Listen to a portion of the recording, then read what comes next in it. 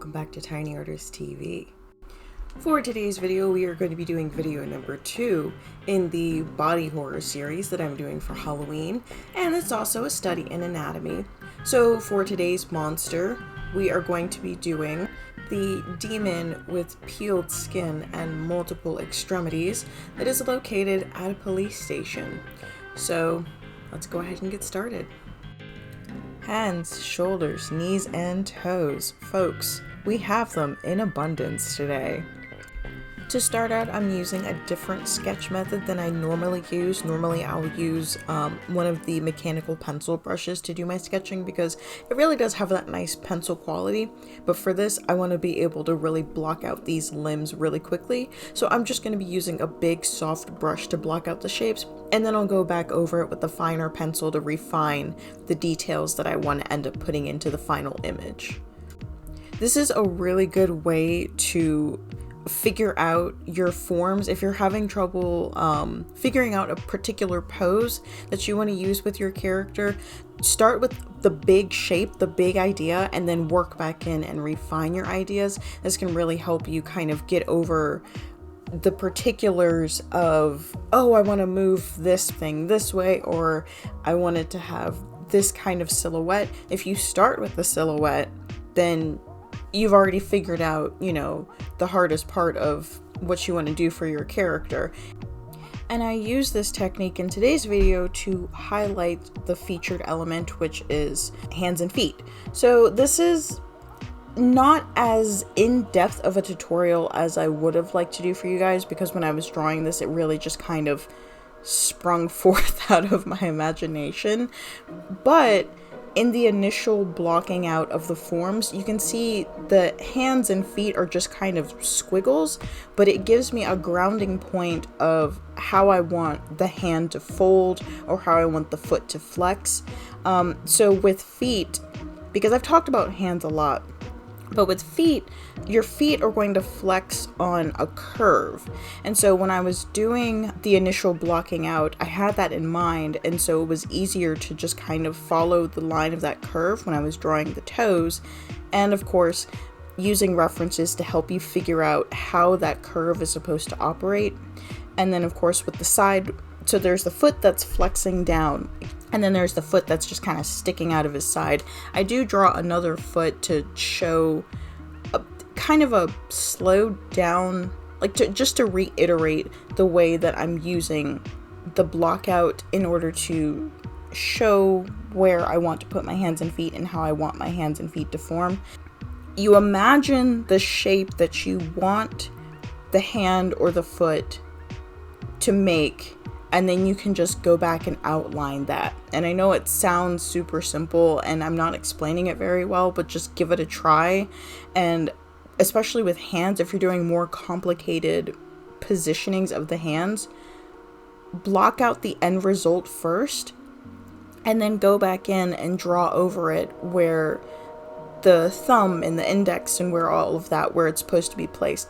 That's really all I did for this. I know this isn't a very good tutorial in showing you guys how to better break down hands and feet, and I might end up having to just do that, especially since the rest of this video is just me rendering out the different layers of skin texture and gore, which are things that I showed you guys how to do in the last video.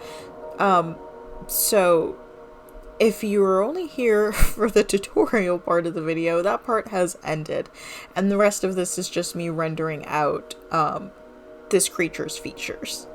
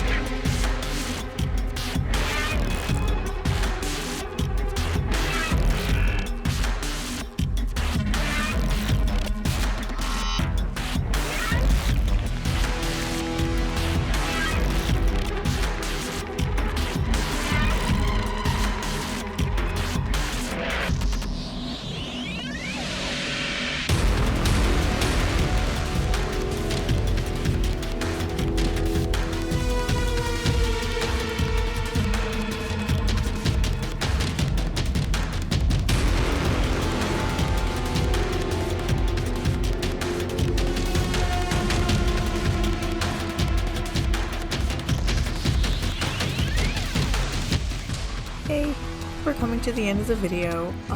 Sorry once again this wasn't much of a tutorial, but if you enjoy my drawing videos, maybe you stuck around to the end of this one. So as always, thanks for tuning in, and I will see you guys on the next one. Until then, have a weird day.